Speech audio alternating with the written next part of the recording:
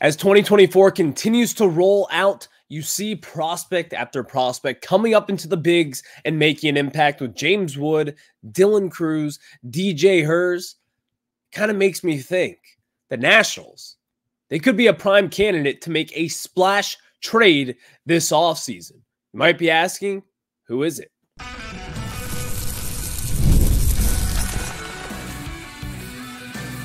You are Locked On Nationals, your daily Washington Nationals podcast, part of the Locked On Podcast Network, your team every day. And thank you all for making Locked On Nationals your first listen every single day, as we are free and available wherever you get your podcast. And of course, I'm your host, Ryan Clary. You can catch me over on Twitter at RyanClary11, and as well as our show page at LO_Nationals for all your latest Nationals news and notes. Make sure to check us out over on Twitter. And of course, while you're at it, make sure to search up Locked On Nationals wherever you get your podcasts. Again, search Locked On Nationals on Apple Pods, Spotify, Google Play, wherever it is, you can find Locked On Nationals. And of course, over on YouTube as well, search Locked On Nationals for the video form of this podcast. Hit that subscriber button, drop a thumbs up, drop a comment, and do what you got to do. But later on in today's show, we'll preview the Nationals-Pirates series as they are up in Pittsburgh. They had game one last night. And of course, Jake Irvin did get rocked around, but we're not going to really be talking about that today. And it's a second segment, as every Friday is. It is a Nats prospect stock report Friday. Who's been up and who has been down? And I will say some 2024 MLB draft picks have starting to turn some heads, and you're starting to see the fruits of what Mike Rizzo has been growing right here in the backyard of Washington, D.C. So we'll discuss that a little bit later on in today's show. But as I said, the more we get into it, I'm starting to think that the Nationals are, they could make a splash in free agency, but I think it's more likely at this point in time that they make a bigger splash in the trade market. I'll explain who that could be, and I've got three names to keep an eye on. But before we get into it, today's episode is brought to you by PrizePicks. Go to PrizePicks.com/LockedOnMLB and use code all lowercase LockedOnMLB to win $50 instantly when you play $5. So, as we said, the Nationals, in my opinion, are primed to make a big offseason trade. The reason why I say this is we are right there. As we've kind of gone on, the Nationals, they do have some pieces here. You see the outfield. Dylan Cruz and James Wood, that's going to be a dynamic duo for hopefully for years to come. CJ Abrams, while he is slumping at this point, he's your shortstop of the future. Brady House, who's knocking on the doorsteps of being a major leaguer, he's going to be your third baseman of the future. The starting rotation is relatively solid at this point. But the Nationals, they need more. And I don't think they're going to go out there and sign Juan Soto. But what I do think is they will make a splash kind of trade. And the three names to look out for: Vladimir Guerrero Jr. for the Toronto Blue Jays, Garrett Crochet, the left-handed pitcher for the Chicago White Sox, and then a third name, a former Cy Young winner from the Miami Marlins, Sandy Alcantara. Let's start off with Vladdy Jr., though. The reason why I've kind of always said Vladdy Jr., well, number one, he's signed through next offseason. The Toronto Blue Jays, if they were smart, they probably would have dealt him at this last year's deadline. That's at least what I would have done if I was a GM up in Toronto. But they did not. They chose to stick with him. So kind of for each of these guys, what would the price tag be? Well, considering that Vladdy Jr. has 1 year left, and really the Toronto Blue Jays aren't that far off from competing, you would think that they could potentially try to win next offseason and go sign a Juan Soto and just dump all the money on him. Well, if you do that, you're not going to have Vladdy Jr. to sign. The Toronto Blue Jays do not have that kind of money to spend on a Vladdy Jr. and as well as a Juan Soto. They just don't. So in order to kind of put some pieces around a potential big free agent acquisition, you're going to trade one of your star players who kind of got you off the ground back when he made his debut in 2019, and that is Vladimir Guerrero Jr. I think the Nationals could put together a relatively decent package for Vladdy Jr. Now, here's my big but. I'm not going to trade for Vladdy Jr. just for 1 year. If the Nationals were to do that, we'll get into what a package could look like for him, but you would have to extend him. You would have to know what he wants, and you would have to be willing to give him what he wants as well, if not more. Because who knows what Vladdy Jr. will want? Who knows what he will command at this point in time? But I'm willing to take a gamble on one of the better hitters in all of baseball. If you haven't seen it, the last 2 seasons he has struggled a little bit compared to what we're used to seeing. But this season has been a total turnaround. And really, he has been batting like nearly .390 over the last month and a half. He is on fire right now. This is the Vladdy Jr. that I expect. So he is the #1 name that I would really watch for this offseason as far as the Nationals and what they could do. Now, the #2 guy, we all know the Chicago White Sox. They are going to be trading a lot of guys. They chose to hold on to Garrett Crochet at this year's deadline, but I don't think that's going to be the case moving forward. Garrett Crochet, the left-handed pitcher, he's got wildly good numbers this year. He missed 2022 after having a little arm surgery. Last year came out of the bullpen, and this year he has been putting up Cy Young kind of numbers. So far this season, in 28 starts, he's got a 3.6 ERA, and you may be thinking, like, well, what's so special about that? Well, keep in mind this. He's on one of the worst teams that we have ever seen. The Chicago White Sox, in my opinion, this year's team is probably the worst baseball team I've ever seen in my lifetime. But then you look at the kind of preliminary numbers here. He's got a 106.8 whip on the season and also has a 2.83 fielding independent pitching. He's got an ERA plus of 116. Last year, he had a 128. Garrett Crochet is one of those guys where, #1, he's signed through 2026. You've got a few years of team control left, 2 seasons if possible, and he's going to be a frontline kind of starter. This would be a very smart move if the Nationals were to really consider trading for a frontline starting pitcher. He's the guy that I think would make the most sense. Now, the guy that I would really want in this entire scenario here is Sandy Alcantara. You all know the name. He is actually under team control through 2027.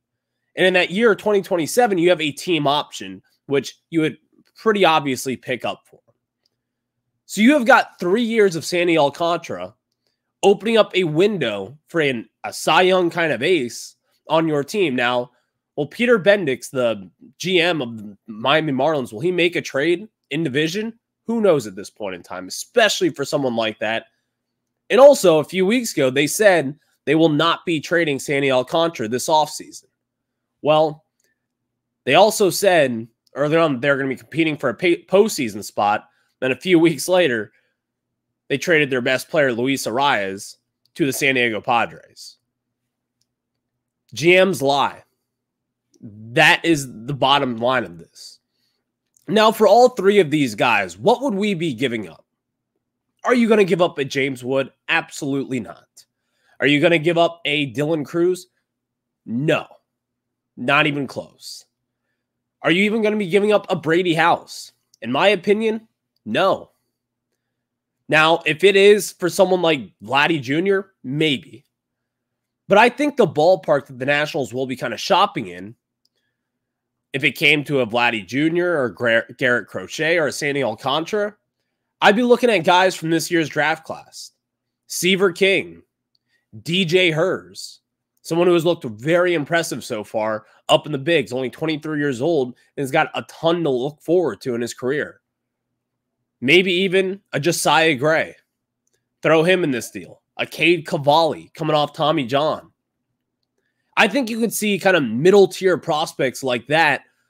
And then, of course, you're going to have to take some off it. Yohandy Morales as well. He's going to be in that discussion as well as someone who could be traded. Dalen Lyle, another toolsy outfielder in this Nationals system. I don't think the Nationals will move off of a Harleen Susanna or a Travis Sakura. In fact, I don't want them to. not even for front of the line starters at this moment in time. Those are guys that you have to hold on to and really kind of maximize their value. But the Nationals, you are primed to make a big splash move. You know you need a first baseman. Vladdy Jr. would fix that problem. You know you need power. He would fix that problem day one. You know you need a frontline starter. Garrett Crochet and or Sandy Alcantara, that would fix your problem right then and there. And also, these are guys who are under team control and for teams who are going through rebuilds. You can hear whatever Bendix wants to say about him not selling, talking about the Miami Marlins. But they're going through a pretty big rebuild right now. And they've got a lot of pitching down in the farm system, just like they do already up in the majors. They have been just gone through the gauntlet when it comes to injuries as far as pitchers goes. They need help. They're going to take calls on Sandy Alcantara. And you know the Chicago White Sox at some point will take calls on Garrett Crochet as well. He's the one that I think might be the likeliest of all three of these guys. So I'd keep an eye out for the Washington Nationals. Maybe not thinking about making a big free agent acquisition, but I think a trade is very likely this offseason, and it makes sense. That is why you stack the farm system, and I think Mike Rizzo can get it done. Thank you all for making Locked On Nationals your first listen every single day, as we are free and available wherever you get your podcast. So we just talked about some prospects here. Let's get into a prospect stock report as we got you a stock up and as well as a stock down. So before we get into it, today's episode is brought to you by some of our very good friends over at Ibotta. And of course, are you taking that dream vacation this summer because it is still going on, but you are dreading the cost? With Ibotta, you get cash back on all of your purchases so you can spend more time making memories this summer and less time dreaming about them. Ibotta is a free app that lets you earn cash back every time that you shop. Earn hundreds of items from groceries to beauty supplies and even toys so you can make sure you're beating inflation no matter what you're purchasing. The average Ibotta user earns $256 per year. That could cost the cost of an entire shopping trip, the flight that you've been eyeing, or the fancy dinner that you have been craving. Other apps give you points that don't amount to much. With Ibotta, you earn cash back that you can withdraw to your bank account, PayPal, or even gift cards. Simply add offers in the app, upload your receipt, and volley of the money is yours. Right now, Ibotta is offering our listeners $5 just for trying by using the code LOCKEDONMLB when you register. Just go to the App Store or Google Play Store and download the free Ibotta app to start earning cash back and use code LOCKEDONMLB. That's IBOTTA in the Google Play or App Store and use code LOCKEDONMLB. Now we get into it with a stock report for the Nationals prospects. And of course, we start off 10th overall pick in this last year's draft class, Seaver King. Last week, he got a stock down. He had a slow start in Fredericksburg, but he has really picked it up since then. And so far, he's got 3 triples in low A Fredericksburg, and you're starting to see the power come through. And also the stellar defense is really starting to shine, I think, for Seaver King. We know that he's going to be a real big project. It's going to take some time. He's not going to make his debut going to next year. And if he does, I'll be stunned, to say the least. But he's actually starting to show why the Nationals believe in kind of what he could be. This is a true prospect. This is someone that you are going to have to really work on and kind of dream about and hope to God that someday down the line, he can be a star player, because that is what his ceiling is. And I think we've gotten a taste of that over his first 18 games in low A ball this season. He's got 9 RBIs. He's got a 389 slug, which has really gone up here recently. He's batting over 300 now on the season as well. The bat-to-ball skills are there. You're seeing it right there. He's making contact in the zone, and hard contact, in fact. So shout out to him. He has been looking really good so far. And of course, he's also stealing some bases. So that is something that you want to see from your first round pick. He's showing some sign of life there. And again, it's way too early to jump on or jump out of a horse when it comes to one of your top prospects. But Seaver King is looking pretty damn good so far. Stock down for Marquise Grissom. One of your better bullpen guys, someone who I think could potentially be in the bigs on opening day, maybe even later on this season if the Nationals really want to push it with them. But over his last 6 2/3 innings pitched, he's given up 6 earned runs, 2 home runs, 10 hits, 3 walks, and only 6 strikeouts. Marquise Grissom is one of those guys where I don't know how good he can be at the major league level, but he has shown a lot this season. He's got a plus changeup down there. He's got good command. And to see this, he's walked only 3 guys over his last 6 2/3, which is still not great. You want to see less walks overall, but he does have good command. Marquise Grissom is just going to have to put it together eventually, and maybe he could be something down the line for the Washington Nationals. But speaking of that, someone who has put it together since coming off the IL is Yohandy Morales. He has been on fire for the Washington Nationals. Over his last 62 at-bats, the second-round pick out of the University of Miami just last year, again, his last 62 at-bats, batting .419. He's getting on base at a 50% clip, and he has a .581 slug. That is a .1081 OPS on the season. He's also got 2 home runs, 14 RBIs, 4 doubles, and 26 hits in those 62 at-bats. You can dream about Yohandy Morales. And if the Nationals decide not to make a big trade this offseason because they don't want to give up Yohandy Morales, depends who it's for, but I don't think I'd be that upset. This guy is a very good hitter, and also he's playing first base right now. I can't tell you all too much about his defense. It's still way too early in the process for him to really kind of judge what he is and what he isn't. Over at first, it is a relatively new position for him. But the Nationals, at least as far as a hitter goes, the guy's going to hit. And I think he's probably going to hit at a plus level even when he gets to the bigs. So Yohandy Morales, since coming off the IL, he's looked really good so far. And again, keep your eye out on him because I don't think the Nationals are going to be giving up on him anytime soon. And I think it'll be a tough guy to trade away at this offseason or even next deadline if they do become buyers sometime here in the near future. But also, he could be someone who could be shipped up to AAA. He could be someone who could be in the majors next year. So he is a very interesting case to watch for the Nationals. And as far as their prospects go, he's going to be an interesting guy to keep on following. So keep your eye out for Yo-Yo Morales. He is killing the baseball. He seems back to his old ways, and that is a great sight to see for all Nationals prospects. Stock down. Number 39 overall pick in this year's draft class, Caleb Lomavita.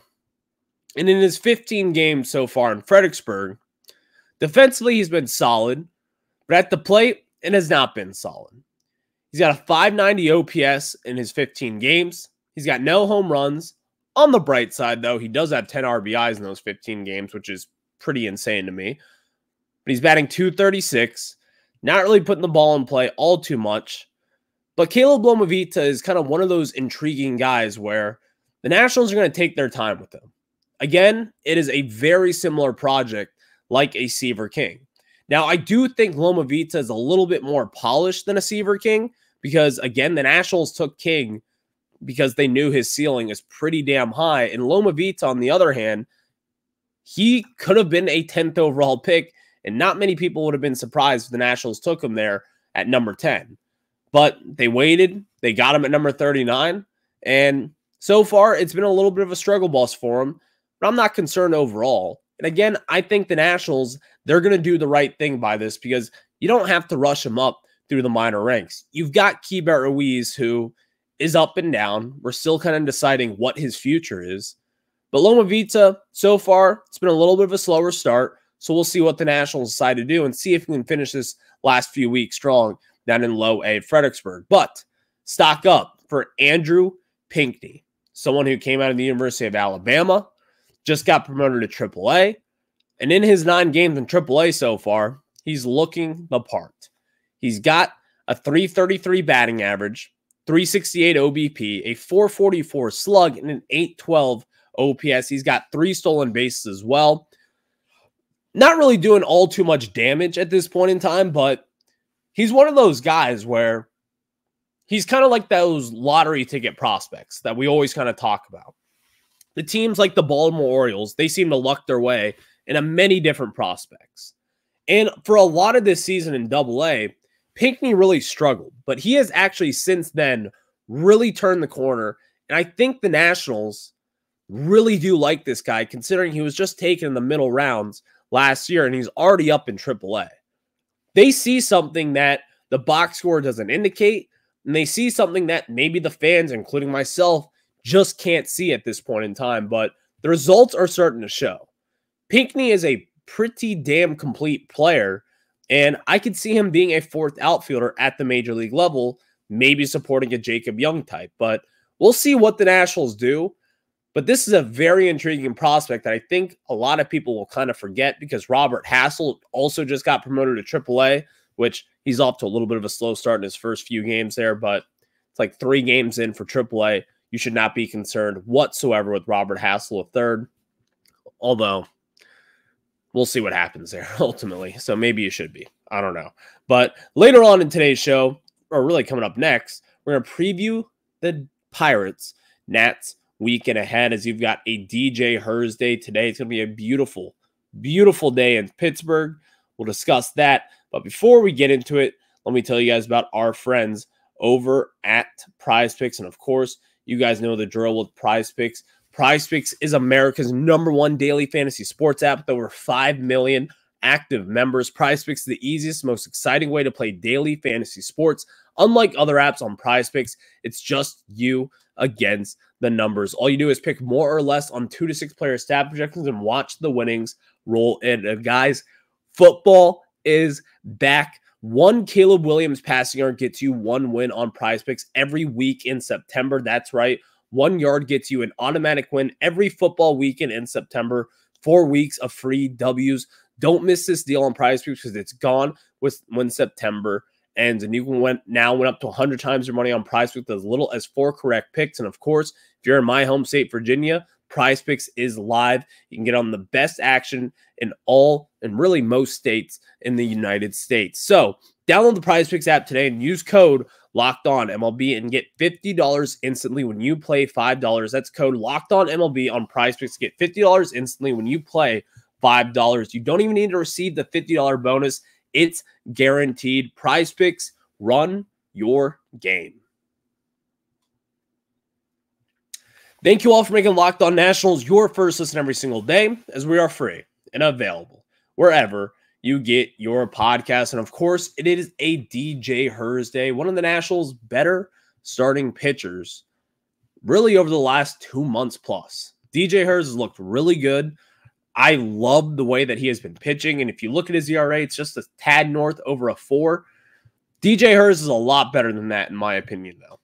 And also, speaking of this, the Nationals do have a lot of younger guys in this rotation. When are we going to get a 6-man rotation? I would have thought at this point in time, Brad Lord maybe would have gotten the call up, make a handful of starts here and there. Maybe Trevor Williams would come off the IL, even though he is starting to ramp up and make rehab assignments here coming up shortly. So maybe he is the guy to come up and make a 6-man rotation. But a lot of these guys kind of need to be stretched out. I don't know what really will happen, but maybe it's a Brad Lord coming up here soon. Maybe it's a Jackson Rutledge or some sort. I don't know at this point in time, but all I do know is this. I want to see them protect their starting pitchers, especially these young guys. And DJ Hers is certainly in that conversation to be an opening day kind of guy next year, and he will be in the starting rotation if it was up to me, and it's not even a question. Well, that's beyond the point, but the preview of tonight is, and really the weekend, we are going up against a very good starting pitching staff for the Pittsburgh Pirates. Tonight, you've got right-handed pitcher Luis Ortiz, who has had a stellar season for the Pittsburgh Pirates, really one of their better, more consistent guys over the last 2 months plus. And then tomorrow, you've got Mitchell Parker, who has been up and down for the Nationals really the last month and a half or so, going up against kind of their ace of the staff outside of Paul Skeens, Mitch Keller. And then on Sunday, You got Patrick Corbin, who has put together a few good starts here recently. They're going up against another very good starting pitcher for the Pittsburgh Pirates, Jared Jones, right-handed pitcher for them, pumping the high 90s. They're going to be their number 2 guy behind Paul Skeens. But speaking of Paul Skeens, how much fun would it be for the Nationals to go up against Paul Skeens with Dylan Cruz in the lineup? Major League Baseball, they fumbled the bag, but we'll see what the Nationals do against a pretty decent Pittsburgh Pirates pitching staff. We'll see what the Nationals offense can do, but until then, I will catch you guys on Monday for a Nats stock report Monday as always. And of course, you get to watch the Nationals all weekend. It's still baseball season. The Commander season does start on Sunday, but still, we are in baseball season still. Until it's October, that's when we can start watching some football here in DC because the Nationals will be out of the postseason race. But till then, it's baseball season. I'll catch you guys on the flip side. Have a good one. Go Nats.